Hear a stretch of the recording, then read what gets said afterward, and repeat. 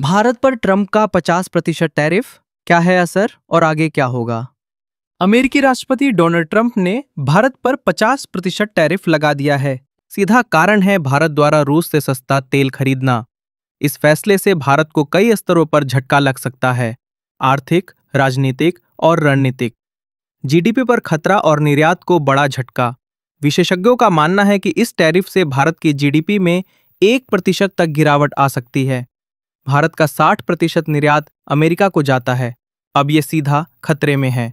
सबसे ज्यादा असर जेम्स, ज्वेलरी, कपड़ा और फुटवियर जैसे लेबर इंटेंसिव सेक्टरों पर पड़ेगा। नोमुरा ने इसे ट्रेड एम्बार्गो जैसा बताया है, यानी व्यापार पर अचानक रोक।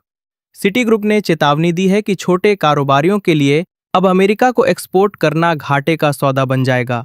भारत का जवाब, किसानों के हित से समझौता नहीं होगा।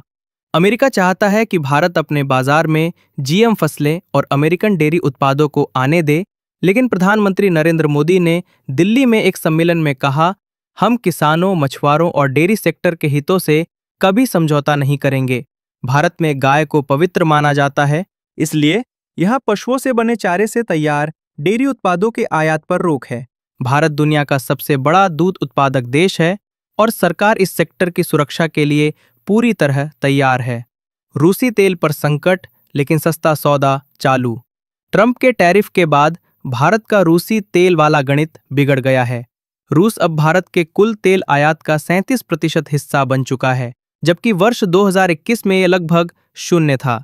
केपलर के अनुसार रूस का यूरल्स क्रूड अब ब्रेंट ऑयल से $5 प्रति बैरल सस्ता मिल रहा है। अमेरिकी दबाव के चलते सरकारी कंपनियां धीमी हो गई हैं और कुछ खरीद से रुक सकती हैं। हालांकि प्राइवेट कंपनियां अब भी तेल खरीद रही हैं, बस थोड़ी धीमी रफ्तार से।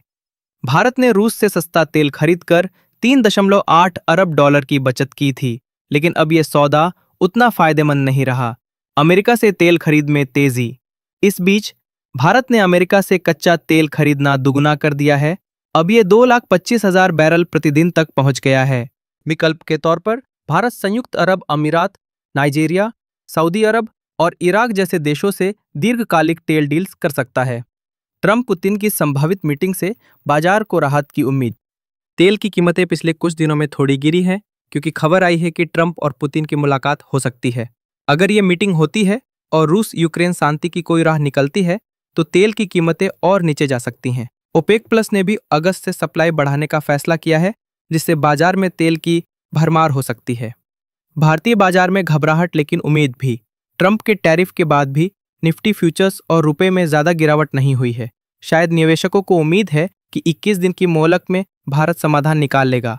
फिर भी फार्मा सेक्टर, रियल एस्टेट और आईपीओ मार्केट पर दबाव है।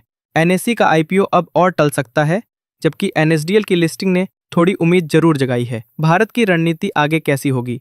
भारत के सामने अब 2 विकल्प हैं। पहला, रूस से दूरी बनाकर अमेरिका को खुश करना। दूसरा, रूस से सस्ता तेल जारी रखना और अमेरिका से झटका झेलना। इसमें कोई शक नहीं कि भारत पूरी तरह झुकेगा नहीं, लेकिन अब हर कदम राजनीतिक और कूटनीतिक सोच से उठाना होगा। निष्कर्ष, भारत पर ट्रंप का 50% टैरिफ कई सेक्टरों पर भारी पड़ सकता है। मोदी सरकार घरेलू हितों से समझौता करने को तैयार नहीं। तेल और निर्यात दोनों मोर्चों पर नई रणनीति बन रही है और दुनिया की निगाहें अब ट्रंप पुतिन की संभावित मीटिंग और भारत की अगली चाल पर टिकी हैं। अगर वीडियो पसंद आया तो कृपया लाइक, कमेंट, शेयर और सब्सक्राइब करें। साथ ही बेल आइकॉन दबाना न भूलें। वीडियो को समय देने के लिए धन्यवाद। नमस्कार, जय हिंद।